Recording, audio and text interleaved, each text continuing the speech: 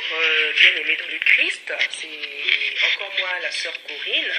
Voilà, je reviens aujourd'hui parmi vous pour partager avec vous une prédication qui sera pour moi la première, puisque le Saint-Esprit m'avait poussé à commencer par un message qu'il m'a confié pour les femmes, les mamans, les sœurs en Christ.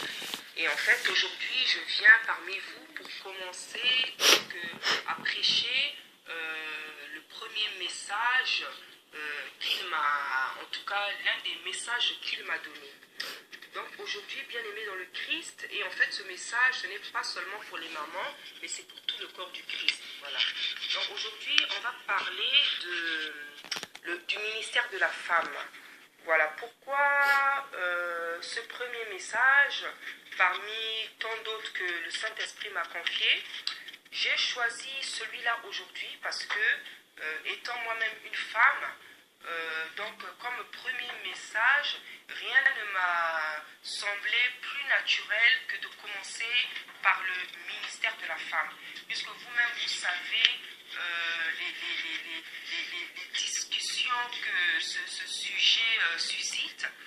Donc, moi aussi, avec les inspirations, les révélations que le Saint-Esprit m'a données, je vais aujourd'hui prêcher aussi donc sur ce sujet.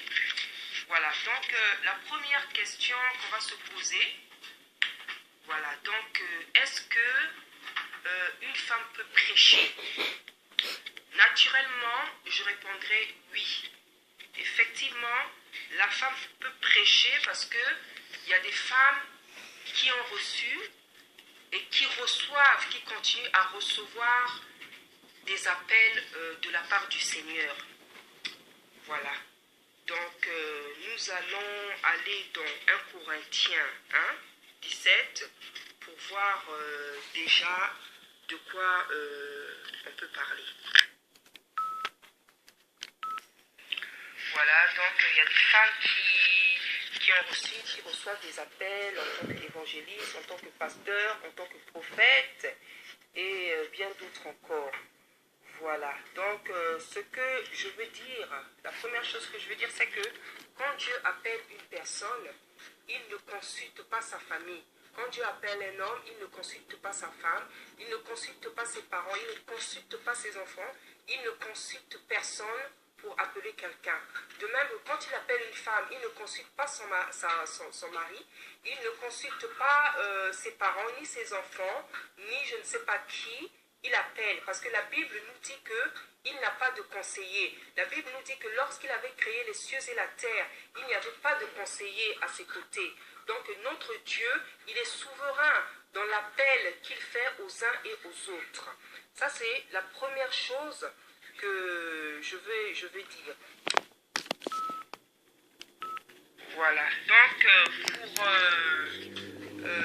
pour démontrer que le Saint-Esprit a appelé des femmes, que le Saint-Esprit peut faire une œuvre, des œuvres à travers des femmes, donc on va prendre notre Bible pour faire ressortir vraiment les grandes femmes que le Saint-Esprit a utilisé pour faire une œuvre à travers elle. Puisqu'il y a des gens qui disent que la femme ne peut pas prêcher, que Dieu, elle ne peut même pas annoncer l'évangile, mais nous, on va aller dans notre Bible, qui est notre arme, pour démontrer que Dieu a fait des grandes œuvres avec les femmes et Dieu n'a pas fini de faire des grandes œuvres avec les femmes.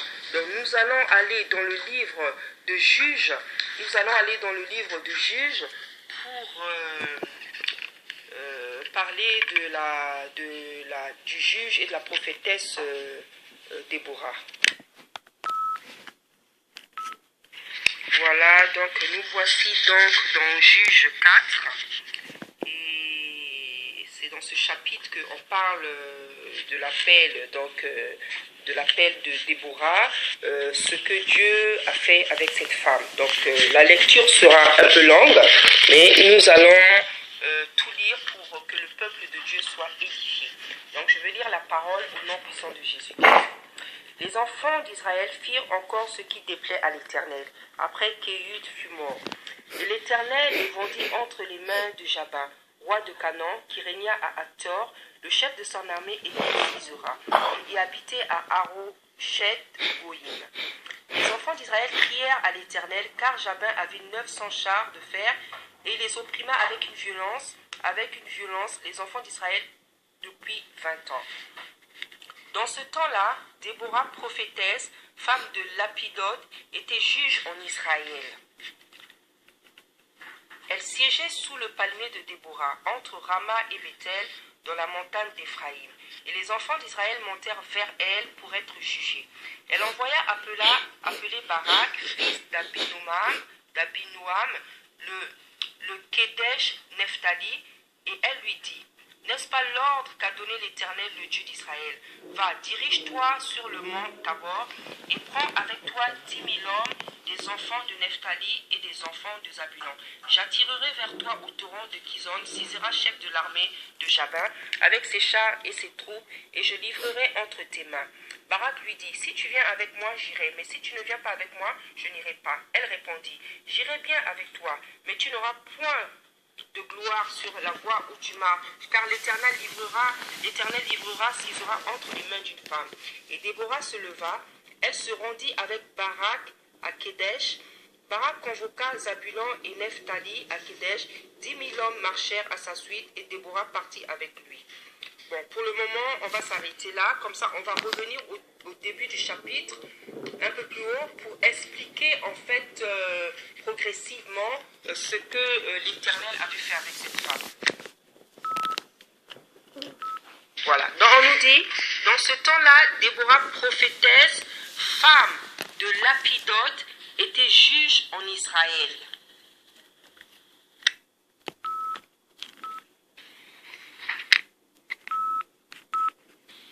Donc déjà, on nous apprend que cette femme, elle était prophétesse. Elle était prophétesse, donc elle avait déjà un ministère que Dieu lui avait donné. Hein? Et à cette époque, le Saint-Esprit n'avait pas encore parlé de ministère. Mais on voit déjà qu'il y avait déjà une prophétesse. Parce qu'il y a une différence entre être prophétesse et avoir le don de prophétie. Le don de prophétie, c'est un don, comme on l'entend. Et être prophétesse, c'est un ministère. Donc cette femme-là était prophétesse. Elle était prophétesse. Donc, voilà, elle était prophétesse et la Bible nous apprend qu'elle était mariée. Hein, la Bible nous dit qu'elle était femme de Lapidote. Hein, elle était femme de Lapidote.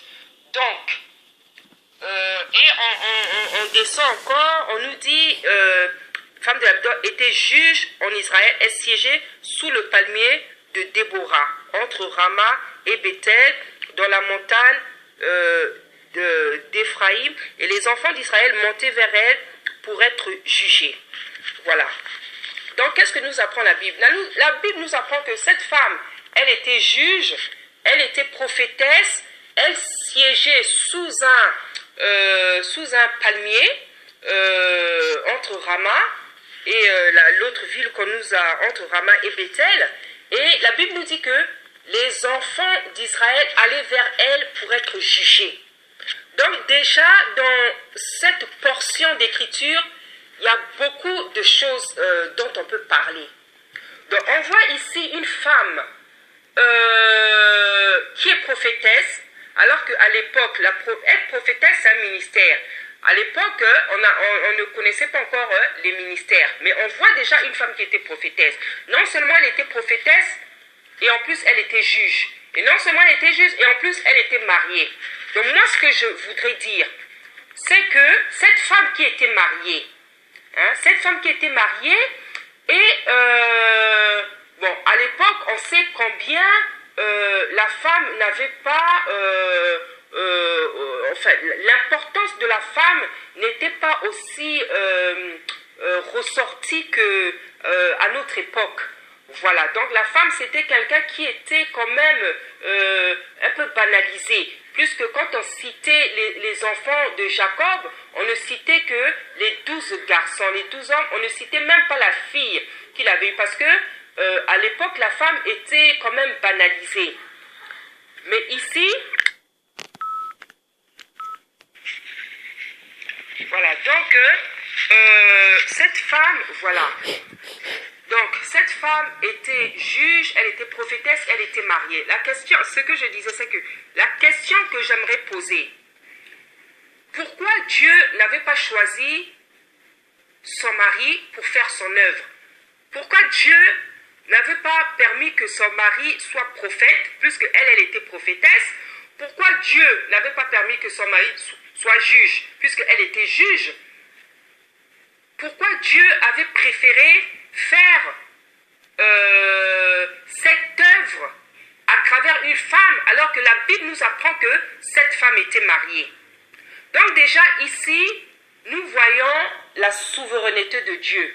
Nous voyons que notre Dieu, c'est un Dieu souverain. C'est un Dieu qui fait ce qu'il veut. Et c'est la difficulté qu'il y a dans le corps du Christ. Hein? Ce refus, quand les enfants de Dieu, d'accepter que Dieu, il est souverain, qui fait ce qu'il veut. La Bible nous apprend que cette femme était juge, elle était prophétesse. La Bible nous apprend qu'elle était mariée. La question que je pose aujourd'hui aux enfants de Dieu, pourquoi Dieu n'avait pas choisi son mari pour être juge, pour être prophète, pour juger les enfants d'Israël? Pourquoi Dieu n'avait pas choisi son mari? Donc ici déjà on voit la souveraineté de Dieu, c'est-à-dire cette capacité que Dieu a de faire ce qu'il veut, et que cette faculté et cette facette de Dieu que les enfants, le peuple de Dieu doit apprendre à accepter. Parce que le problème de nombreux, c'est que nombreux refusent la souveraineté de Dieu. Les gens pensent que Dieu agit par rapport à ce qu'ils ont dans la tête. Dieu n'agit pas par rapport à ce que nous avons dans la tête. Dieu, il est souverain, il fait ce qu'il veut, il agit comme il veut. On nous dit dans les psaumes que aussi loin que la terre et le ciel sont séparés, aussi loin nos pensées sont différentes de celles de l'Éternel, et que sa manière d'agir sont différentes des nôtres. Voilà. Donc les chrétiens, il est temps que les chrétiens apprennent à savoir et à accepter que Dieu, c'est un Dieu souverain, que Dieu, il fait ce qu'il veut. Donc quand Dieu veut appeler quelqu'un, quand il veut appeler une femme, il ne va pas consulter son mari, il ne va pas consulter sa famille. De même, quand il veut appeler un homme, il ne va pas consulter sa famille ni ses parents. Dieu même peut appeler un jeune, Dieu appelle des jeunes, Dieu appelle même des vieillards. Voilà. Donc ici déjà, on voit la souveraineté de Dieu qui ressort. Pour les gens qui disent que la femme ne peut pas prêcher, la femme ne peut pas annoncer l'évangile, la femme ne peut pas faire ceci, cela. Mais ici, déjà, dans le Premier Testament, on voit qu'une femme était prophétesse, un ministère.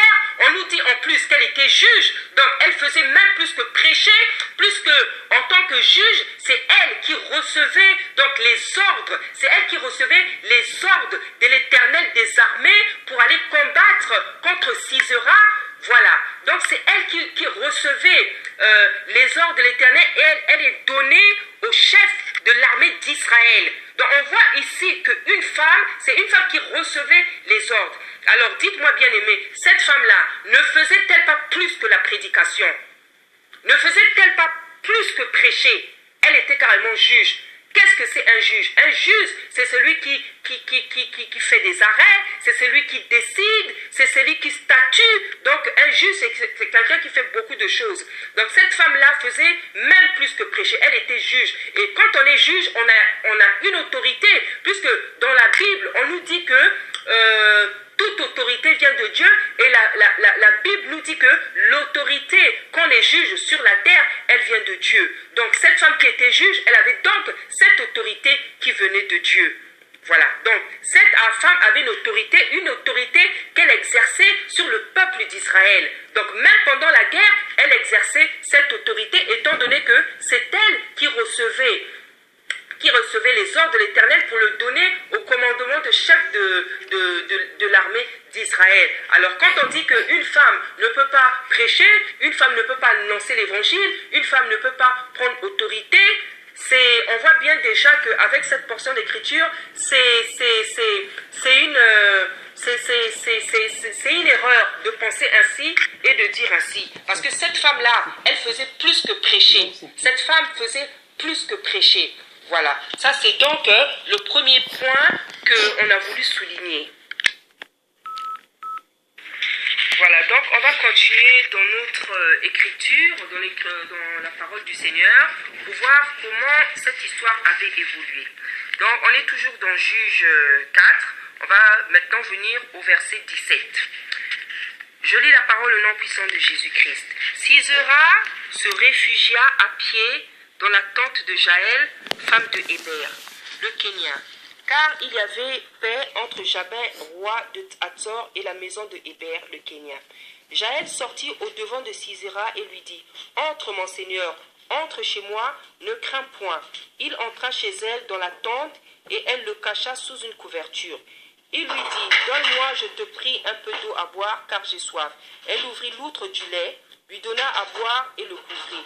Il lui dit encore, « Tiens-toi à l'entrée de la tente, et s'il en vient t'interroger en disant, « Y a-t-il ici quelqu'un ?» tu répondras non. » Jaël, femme de Héber, saisit un pieu de la tente, prit en main le marteau, s'approcha de lui doucement, et lui enfonça dans la tempe. Et lui enfonça, pardonnez-moi, dans la tempe le pieu qui pénétra en terre. Il était profondément endormi et accablé de fatigue, et il mourut. Comme Barak poursuivait Sisera, Jaël sortit à sa rencontre et lui dit, « Viens, et je te montrerai l'homme que tu cherches. » Il entra chez elle, et voici Sisera était étendu mort, le pieu dans la tempe.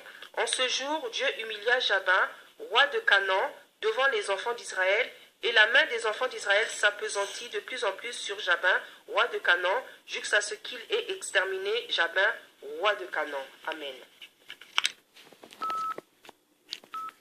Voilà, bien-aimés dans le Christ, ici, on voit encore une fois que le Saint-Esprit avait encore utilisé une femme pour tuer l'ennemi d'Israël.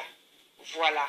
La femme qui, à l'époque, n'était pas trop considérée, mais le Dieu Tout-Puissant, le Dieu souverain, celui qui s'appelle Adonai, a encore utilisé ici une femme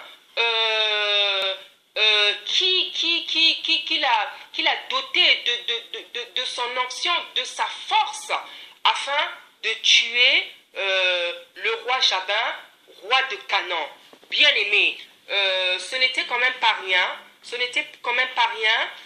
d'avoir le courage, en tant que femme, de prendre un pieu comme ça, un marteau, pour tuer un roi qui menait la guerre, qui opprimait par la guerre les enfants d'Israël depuis des années. Mais le Saint-Esprit avait fait quoi encore ici? Donc dans cette guerre, le Saint-Esprit a utilisé deux femmes. Non seulement il a d'abord utilisé Déborah en tant que prophétesse, en tant que juge, pour révéler, pour donner donc des ordres. Et là encore nous voyons que Dieu, le Dieu d'Israël, Adonai, utilise encore une femme, cette fois-ci carrément pour achever par le marteau le roi Jabin, celui qui opprimait les enfants d'Israël. Voilà, bien-aimés. Donc ce que je veux dire, pour les personnes qui ont l'habitude de dire que Dieu ne peut pas utiliser une femme, la femme ne peut pas prêcher, ceci, cela, c'est vrai, nombreux vont me dire, on parle de prédication, mais ce n'est pas seulement la prédication qui est importante, parce que notre Dieu utilise, il n'y a pas que dans la prédication que Dieu utilise la femme. Dieu a utilisé la femme dans la Bible de différentes manières, et ce n'est pas parce que Dieu, dans le Premier Testament, on ne voit pas ce Dieu-là avoir utilisé une femme pour prêcher la parole de Dieu, pour que la femme que Dieu ne peut pas faire une œuvre à travers une femme. La prophétesse et le juge Déborah connaissaient déjà la parole de Dieu, parce que pour faire l'œuvre de Dieu, il faut connaître sa parole. Parce que c'est par sa parole que l'on combat. La Bible nous dit dans les livres de Paul que ce n'est pas par la chair que nous combattons. Ce n'est pas par la chair, c'est par le sang. Mais que nos armes sont spirituelles. Et cette femme-là, Déborah, lorsqu'elle allait, elle était avec le chef de l'armée d'Israël, elle lui a dit, n'est-ce pas de l'ordre de l'Éternel, n'est-ce pas l'ordre de l'Éternel? Permettez-moi que je retrouve le verset, pardonnez-moi.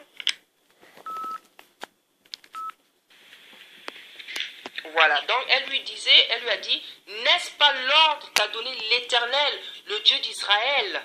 Va et dirige-toi sur le mont Tabor et prends avec toi, voilà. Donc là, elle disait au chef de l'armée d'Israël, voilà, n'est-ce pas de l'ordre d'Éternel? Voilà, donc c'est quelqu'un qui connaissait la parole, qui recevait des ordres, qui savait que avant d'aller en guerre, avant de faire quelque chose, il fallait recevoir un ordre de l'Éternel. Voilà, donc bien aimé, on voit ici comment le Saint-Esprit a utilisé non seulement Déborah, et en plus il est venu utiliser Jaël, femme de Héber, pour tuer Jabin, le roi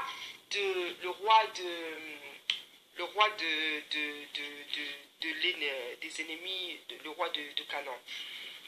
Voilà, donc on va évoluer et on va voir maintenant comment Déborah a agi, comment elle a réagi par rapport à cette victoire que Dieu avait donnée à Israël. Donc on est dans Juge 5, voilà, et il s'agit du cantique de Déborah, donc je veux le lire encore au nom puissant de Jésus-Christ. En ce jour-là, Déborah chanta ce cantique avec Barak, fils d'Abinoam. Des chefs se sont mis à la tête du peuple en Israël. Et le peuple s'est montré prêt à combattre. Bénissez-en l'Éternel. Roi, écoutez, prince, prêtez l'oreille. Je chanterai à l'Éternel. Je chanterai à l'Éternel, le Dieu d'Israël. Ô Éternel, quand tu sortis de Séhir, quand tu t'avanças des champs d'Édom, la terre trembla, et les cieux se fondirent, et les nuées se fondirent en eau. Les montagnes s'ébranlèrent devant l'Éternel, ce Sinaï devant l'Éternel, le Dieu d'Israël. Au temps de Shamgar, fils d'Anath, au temps de Jaël, les routes étaient abandonnées, et ceux qui voyaient prenaient des chemins détournés. Les chefs étaient sans force, en Israël sans force. Quand je me suis levé, moi, Déborah, quand je me suis levé comme une mère en Israël, il avait choisi de nouveaux dieux. Alors la guerre était aux portes, et on ne voyait ni bouclier, ni lance chez 40 milliers en Israël. Mon cœur est au chef d'Israël, à ce peuple qui se sont montrés prêts à combattre. Bénissez-en l'Éternel, vous qui montez de Blanche à Nez, vous qui avez pour siège des tapis, vous qui marchez sur la route, chantez, que de leur voix les archères du milieu des abreuvoirs célèbrent les bienfaits de l'Éternel, les bienfaits de son conducteur en Israël. Alors le peuple de l'Éternel descendit au peuple. Réveille-toi, Déborah, réveille-toi, dis un cantique. Lève-toi, Barak, et emmène tes captifs, fils d'Abinoam. Alors un reste du peuple triompha et des puissants. L'Éternel me donna la victoire sur les héros. D'Éphraïm arrivèrent les habitants. Bon, bien aimé, on va un peu s'arrêter ici. Dans ce cantique que Déborah avait élevé au sein d'Israël, elle était en train de manifester sa gratitude. Elle manifestait sa gratitude et en même temps elle glorifiait le Dieu d'Israël pour sa bonté, pour sa grandeur, pour sa puissance, pour sa fidélité. Parce que cette personne qui était une femme, mais Dieu s'était servi d'elle pour donner la victoire à Israël. Donc c'était plusieurs honneurs pour elle. C'était plusieurs honneurs. Non seulement le fait que Dieu l'ait choisie en tant que prophétesse, en tant que juge parmi d'Israël, parmi tant d'hommes, mais Dieu l'avait choisi. Donc c'était déjà un premier honneur. Le deuxième honneur, c'est que Dieu avait donné la victoire par une femme, pour ne pas dire par des femmes. Car le juge que Dieu s'était choisi à cette époque, c'était Déborah. Le juge que Dieu s'était choisi à cette époque, et la personne qui avait frappé le Jabin, c'était aussi une femme, Jaël. Et Rebecca nous dit dans la parole du Seigneur, elle dit, les chefs étaient sans force en Israël, sans force. Quand je me suis levée, moi Déborah, quand je me suis levée comme une mère. Donc, elle le dit que quand elle s'est levée par la grâce du Seigneur, quand elle s'est levée comme une mère. Donc elle était beaucoup, Déborah, pour ce peuple. Elle était une prophétesse, elle était juge, elle était aussi comme une mère. Parce que pour se donner le nom d'une mère, il faut avoir le cœur d'une mère. Hein, je pense que chaque enfant de Dieu qui est affermi, chaque serviteur de Dieu qui est affermi, sait qu'est-ce que c'est représente la mère. Qu'est-ce que c'est représente? La mère, c'est beaucoup de choses. Hein? Même en Afrique, chez nous, on a l'habitude de dire que même les mamans, les femmes sont comme des mères. Les femmes sont comme des mères, même pour leur mari. Parce que la mère, c'est beaucoup de choses. Hein? Une femme, elle est non seulement une femme, mais elle peut être aussi une mère. Parce qu'une femme est capable de s'occuper de son mari comme on s'occupe d'un enfant. La femme, c'est quelqu'un qui est capable de s'occuper de plusieurs enfants en même temps. La femme, c'est quelqu'un qui est capable de s'occuper de plusieurs personnes en même temps. La femme, et Dieu nous le montre ici, la femme, c'est quelqu'un qui peut se lever pour tout un peuple. Et c'est pour ça que Déborah a dit, quand moi, Déborah, je me suis levée comme une mère. Voilà. Donc voilà tout ce que cette femme représentait pour ce peuple.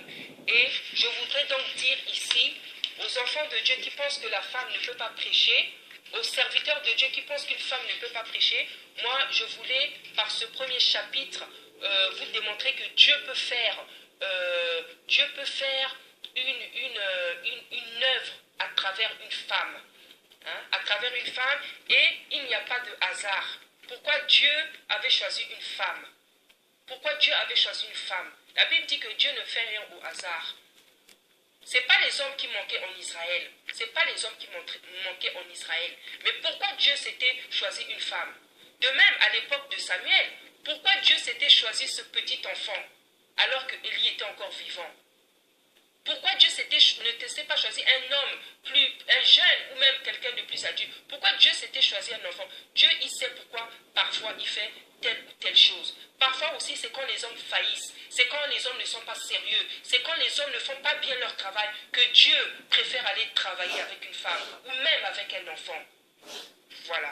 Donc ça, c'est cette femme-là, donc on a pris, ce premier raison qu'on a pris pour démontrer que Dieu peut faire une œuvre à travers une femme. Si Dieu a permis que dans le Premier Testament, une femme puisse être juge, je ne vois pas pourquoi aujourd'hui la femme ne pourrait pas prêcher, alors que, étant donné que être juge, ça demande plus de responsabilité, que prêcher. Voilà. Donc on va maintenant aller dans le livre d'Esther, parce que cette femme aussi, cette juive aussi, que Dieu avait utilisée pour faire une œuvre dans la vie du peuple d'Israël. Donc on va aller dans le livre d'Esther pour voir qu'est-ce que le Saint-Esprit avait fait à travers cette femme.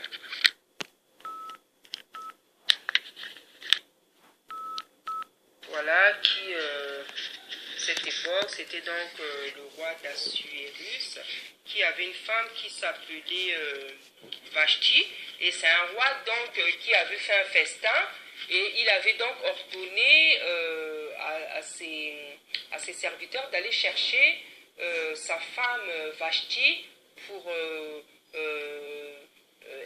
exhiber ses beautés, ses grâces, voilà.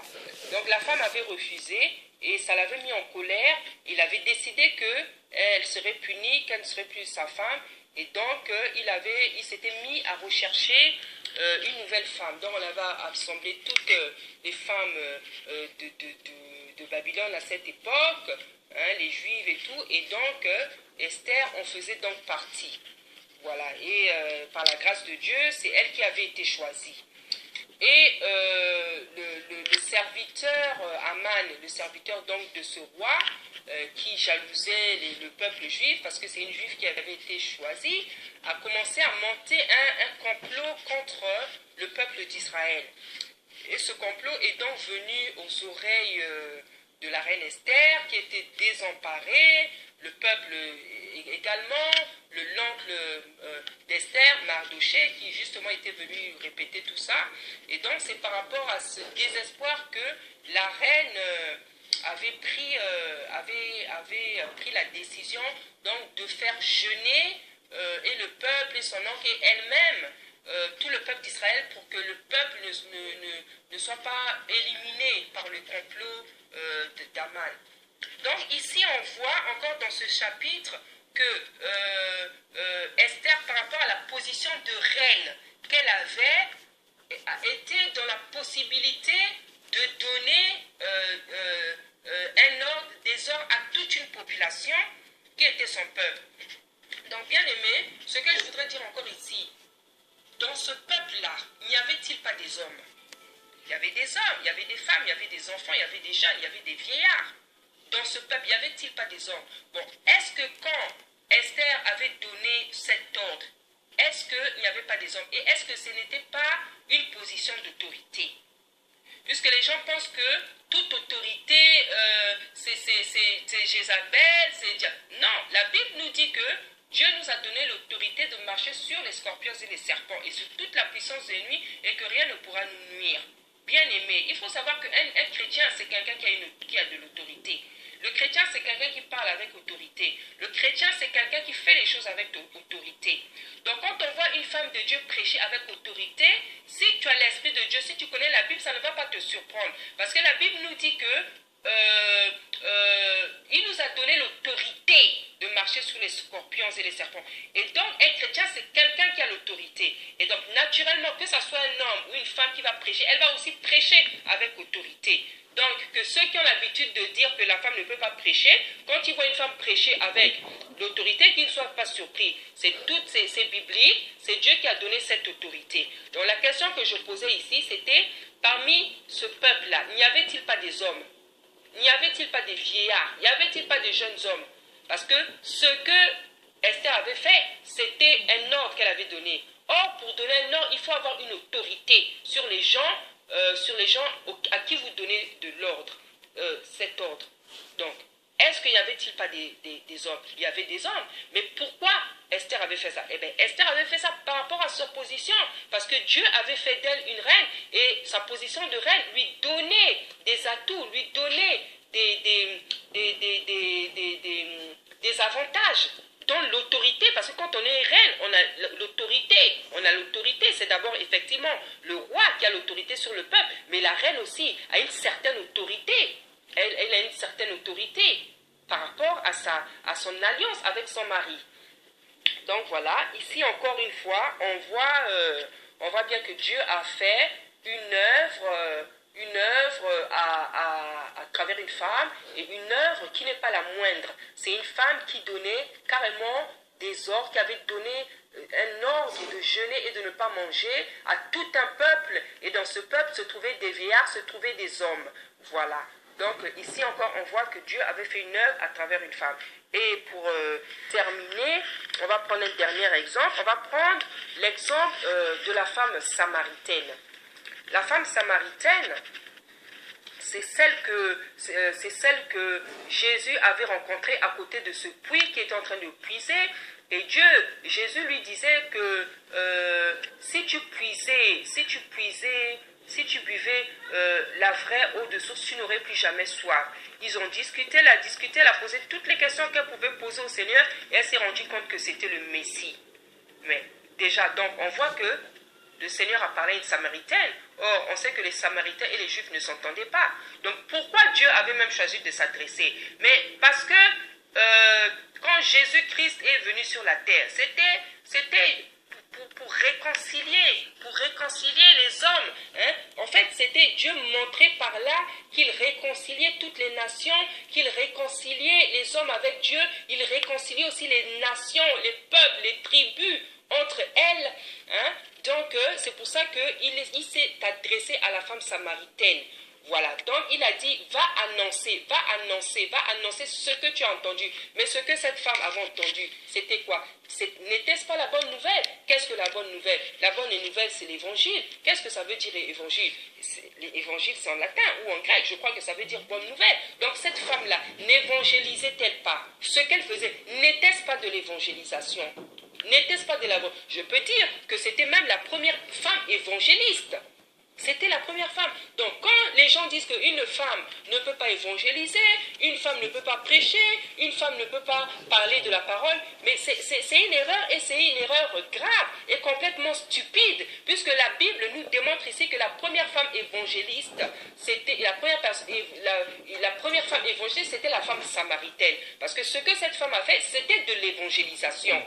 C'était de l'évangélisation. Elle allait parler du Christ, elle allait parler de tout ce que le Christ lui avait dit. Elle allait parler de la bonne nouvelle, elle allait annoncer la bonne nouvelle. Et la bonne nouvelle, c'est l'évangile.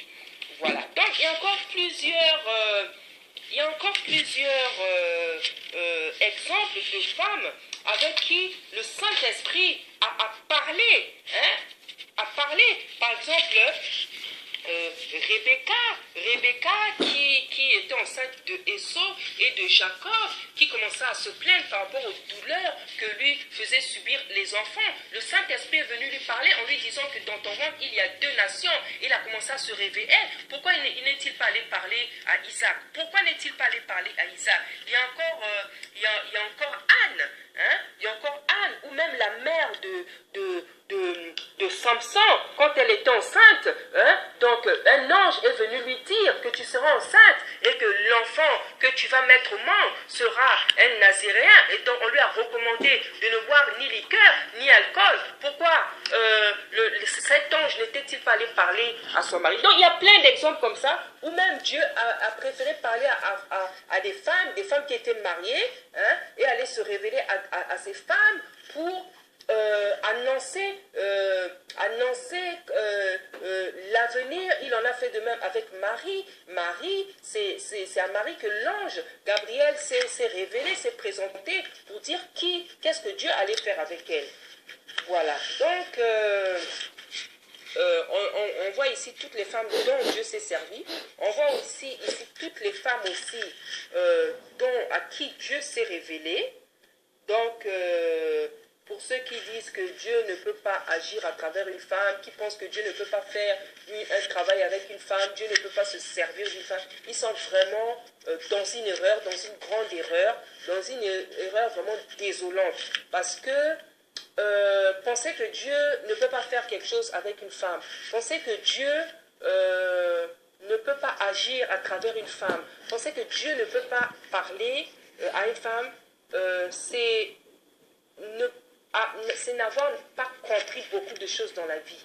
C'est n'avoir vraiment pas compris beaucoup de choses dans la vie. Parce que les gens, la femme, elle représente beaucoup de choses pour Dieu. La femme, c'est un mystère. C'est un mystère, la femme. Et c'est quelque chose qui représente beaucoup de choses pour Dieu. De même que c'est la femme qui a fait tomber le monde. De même que Dieu va se servir de beaucoup de femmes pour relever ce monde-là. La Bible dit, de même, la terre est tombée à cause de la désobéissance d'un seul homme. Et de même, par l'obéissance d'un seul, le monde a été racheté. Voilà. Donc, ceux qui pensent que Dieu ne peut pas faire une œuvre avec une femme, c'est que il y a beaucoup de choses qu'ils n'ont pas compris dans la vie. Il y a beaucoup de choses qu'ils n'ont pas compris dans la vie. Maintenant, on va parler de ce fameux passage qui déchire tant les gens, hein, où les gens, dont les personnes se servent pour dire voilà ce que Dieu avait dit dans le passage de Timothée, que la femme ne peut pas prêcher ceci, cela. Bien aimé dans le Christ, ce que je voudrais vous dire aujourd'hui, ce que je voudrais vous apprendre aujourd'hui, ce que je voudrais vous donner des révélations que le Seigneur m'a données, il faut savoir que l'apôtre Paul, que j'aime beaucoup, qui était pour moi l'apôtre par excellence, il faut savoir, et je vous recommande de relire tous les livres qu'il a écrits, il faut savoir qu'il y a beaucoup de choses que l'apôtre Paul a dit, qu'il a dit de son propre chef.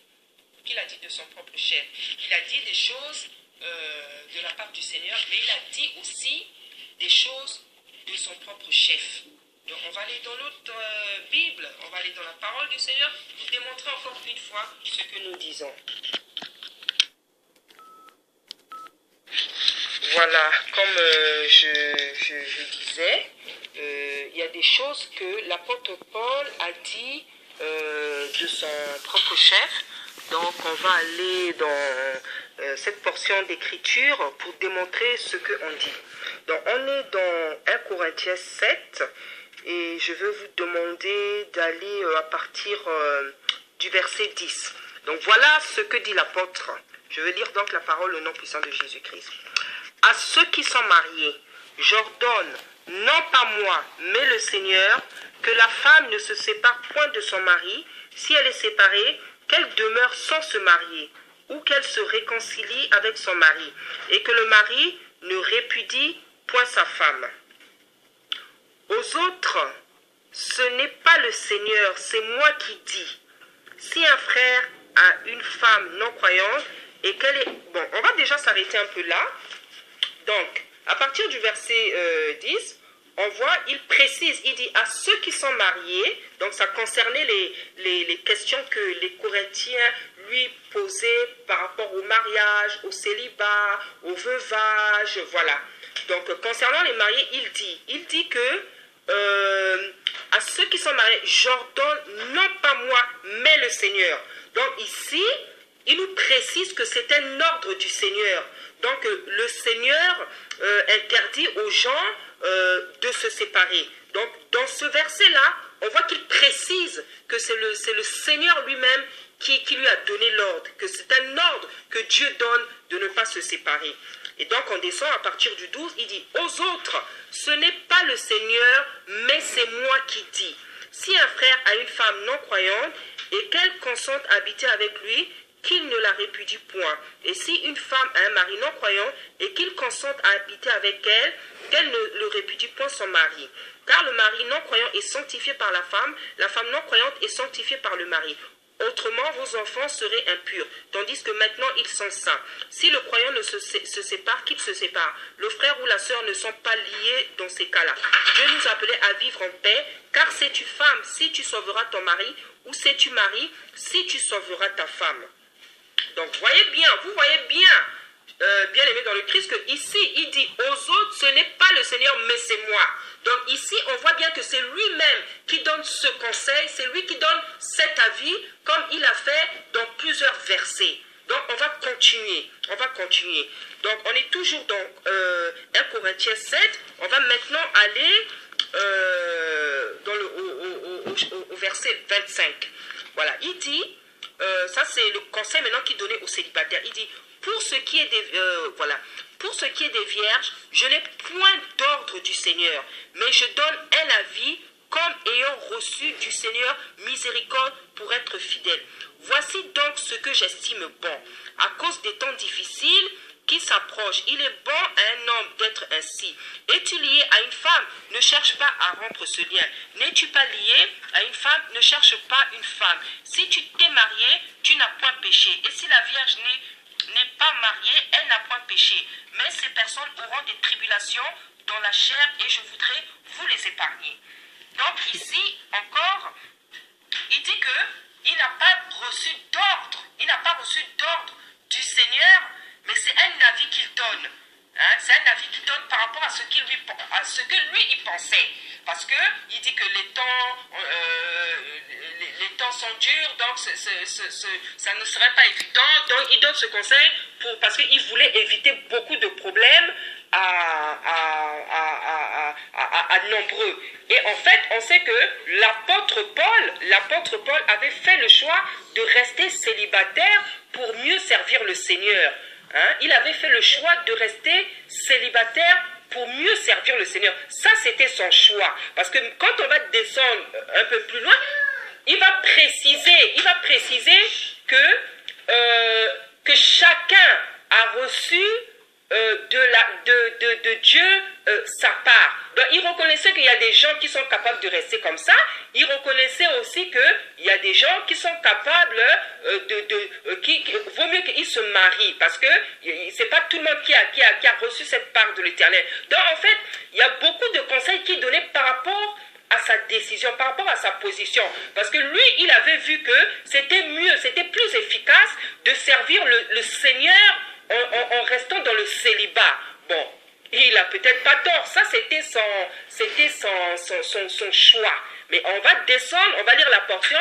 Et il dit que chacun a reçu. Il reconnaissait que tout le monde n'était pas apte à le faire. Tout le monde ne pouvait pas faire ce choix parce qu'il y en a qui, tel que Dieu les a créés, ils peuvent rester seuls. Il y en a, ils peuvent pas rester seuls. Ils sont plutôt faits pour vivre avec quelqu'un. Donc ici encore, dans ce verset, on voit, lui-même, il dit, ce n'est pas un ordre du Seigneur, mais c'est un conseil qu'il donne. Donc on va bien relire encore pour que ça soit bien clair dans la tête des chrétiens qu'il y a des choses que l'apôtre Paul avait dit de son propre chef. Donc je vais encore bien relire ce verset. Donc il dit, pour ce qui est des vierges, je n'ai point d'ordre du Seigneur. Donc point d'ordre du Seigneur, donc tout ce qu'il pouvait dire après, donc c'était lui-même, parce qu'il précise bien, il dit, je n'ai point d'ordre du Seigneur, mais je donne un avis. Voilà, c'est lui-même qui dit, il dit, je donne un avis. Et c'est ce qu'il a fait pour beaucoup de choses. Il a donné beaucoup d'avis personnels, choses que les gens ne savent pas, choses que les gens ignorent ou choses que les gens préfèrent ignorer. Voilà, l'apôtre Paul a donné beaucoup d'avis. C'est pour ça qu'il faut lire la parole. C'est pour ça que peuple de Dieu, il faut avoir l'habitude de lire beaucoup la parole. Parce que quand vous lisez la parole, personne ne pourra vous tromper. Personne ne pourra vous tromper. Même quand on ne sait pas tout, mais tellement on cherche la face de Dieu, tellement on lit la Bible, le Saint-Esprit lui-même viendra nous rectifier, nous éclairer, rectifier les erreurs, corriger ce qu'il y a dans notre esprit. Mais il faut déjà avoir l'habitude de lire la parole. Hein? On est des chrétiens, la parole de Dieu, on doit la connaître. Hein? Un chrétien, c'est quelqu'un qui doit avoir lu et relu et continuer jusqu'à notre mort à lire la Bible continuellement de Genèse à Apocalypse. Voilà, donc je vais continuer, il dit, voici donc ce que j'estime bon. Voilà, ça c'est, il dit ce que j'estime, ce que lui il estimait bon. À cause des temps difficiles qui s'approchent, il est bon à un homme d'être ainsi. Donc lui, il préférait par rapport à sa position, il préférait que chaque homme reste comme ça. Hein, et il dit, tu es lié à une femme, ne cherche pas la rompre ce loin. Tu es lié à une femme, ne cherche pas, tu n'es pas lié, ne cherche pas une femme. Si tu t'es marié, tu n'as point péché. Et si la vierge s'est mariée, elle n'a point péché. Mais ces personnes auront des tribulations dans la chair et je voudrais les épargner. Voilà. Donc en fait, c'est un conseil, c'est un avis qu'il donnait parce que lui, il estimait que quand si on se mariait, on aura des problèmes. Ce qui n'est pas faux, mais ce qui n'annule pas non plus que c'est possible d'avoir un mariage heureux dans le Christ. Parce que de toute manière, le mariage ne pourra être heureux que dans le Seigneur, étant donné que c'est lui-même qui a inventé le mariage. Donc c'est vrai, il n'avait pas tort que les gens qui sont mariés ont des tribulations. Mais la Bible nous apprend que tout ce qu'on fait dans le Seigneur, c'est Dieu qui préserve. Donc c'est Dieu même qui préserve un mariage. Et Dieu est capable tout à fait de donner le mariage, le bonheur dans le mariage, en tout cas tant qu'on est à ses pieds. Voilà. Donc on va encore descendre. Il dit, voici ce que je dis aux frères, c'est que le temps est court, que désormais ceux qui ont une femme soient comme n'en ayant pas, ceux qui pleurent comme ne pleurant pas, ceux qui se réjouissent comme ne se réjouissant pas, ceux qui achètent comme ne possédant pas, et ceux qui usent du monde comme n'en usant pas, car la figure de ce monde passe. Or, je voudrais que vous soyez sans inquiétude. Celui qui n'est pas marié s'inquiète des choses du Seigneur, des moyens de plaire au Seigneur, et celui qui est marié s'inquiète des choses du monde, des moyens de plaire à sa femme. Donc, voilà. Donc, à cause de cette raison-là, lui, il estimait qu'il avait préféré être pour lui célibataire, parce qu'effectivement, et il n'a pas tort, il disait que quand on est marié, en fait, on s'inquiète du mariage, comment plaire à son conjoint, ceci, cela, à sa conjointe, et en fait, celui qui est célibataire s'inquiète plutôt de ce qui peut plaire, au Seigneur. Et on va encore plus bas, il dit, il y a de même une différence entre la femme et la vierge.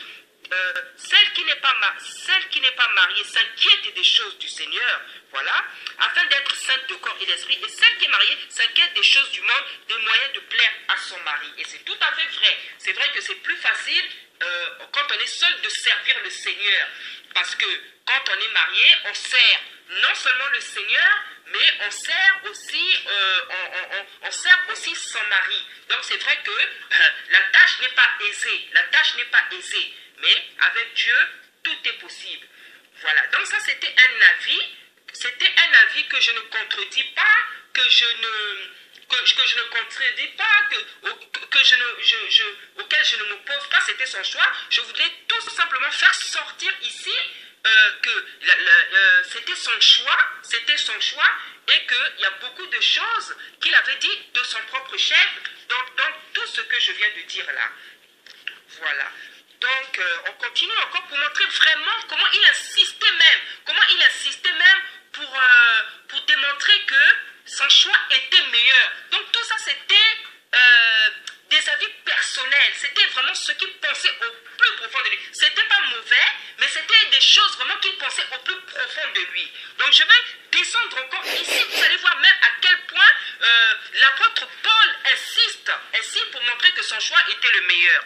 Voilà, il dit, je dis cela dans votre intérêt. Ce n'est pas pour vous prendre au piège, c'est pour vous porter à ce qui est bienséant et propre à vous attacher au Seigneur sans distraction. Voilà, donc surtout ici, on voit comment il insiste. C'est comme si il veut même, imposer le choix qui était le sien. Voilà. Donc, si quelqu'un regarde comme déshonorant pour sa fille de dépasser l'âge nubile et comme nécessaire de la marier, qu'il fasse ce qu'il veut. Il ne pêche point qu'on se marie. Mais celui qui a pris une ferme résolution sans contrainte et avec l'exercice de sa propre volonté et qui a décidé de son cœur de garder sa fille vierge, celui-là fait bien. Ainsi, celui qui marie sa fille fait bien et celui qui ne la marie pas fait mieux. Bon, bien aimé, regardez même ici ce passage. Et il faut savoir que l'apôtre Paul disait des choses aussi par rapport à son temps. Parce qu'aujourd'hui, s'il vivait encore, il y a beaucoup de choses qui l'auraient changé. Parce que les temps sont devenus plus difficiles. Non pas que la parole de Dieu change, mais les temps sont devenus plus difficiles. La Bible dit que les choses iront de mal en pire. Donc, il y a des choses qui ne seront plus faciles de pratiquer. Je ne dis pas que la parole de Dieu ne pourra plus c'est pas ce que je dis. Je dis il y a des choses, surtout ce qu'il lui il a dit de manière personnelle, il y a des choses qui ne seront plus faciles de pratiquer. Je vais prendre un exemple. Quand par exemple il dit que si une femme perd son mari, il vaut mieux pour elle qu'elle reste veuve. Bien, si elle doit se marier, qu'elle se marie dans le Seigneur, mais il préférait qu'elle reste veuve. Bien aimé, avec les temps qui courent, bien aimé, les temps qui courent, les guerres, la méchanceté, l'insécurité qui a aujourd'hui. Dites-moi bien aimé, qui a envie de rester seul aujourd'hui? Qui a envie de rester seul? C'est vrai, il y a des gens qui sont seuls, il y a des femmes qui sont seules, il y a des hommes qui sont seuls, qui ont fait le choix de... Mais eux-mêmes, ils savent comment ils supportent. Ils savent qu'est-ce qui les permet de supporter cette solitude, le célibat. Parce que, bien aimé, un homme, c'est un homme. Dieu lui-même, il a dit dans sa sainte parole, il n'est pas bon que l'homme soit seul. Donc, Dieu, l'homme, quand Dieu a créé l'homme, il a créé la femme. Parce que lui-même, il savait que ce n'était pas seul. Donc, les personnes qui vivent dans le célibat, que ce soit femme ou homme, eux-mêmes, ils savent comment ils supportent ça. Eux-mêmes, ils savent pourquoi ils vivent dans cette situation. Eux-mêmes, ils savent d'où ils tirent leur force pour supporter ça. Moi, ce que je sais, c'est que ma Bible me dit que Dieu avait vu qu'il n'était pas bon que l'homme soit seul. Il n'était pas bon que l'homme soit seul. Donc, la question que je voulais dire, si l'apôtre Paul aujourd'hui vivait, il allait comprendre qu'il y a des choses qu'on ne pourrait pas faire. J'ai donc pris le cas d'une veuve. Imaginez une jeune. Moi, je connais une personne qui a perdu son mari. Elle était très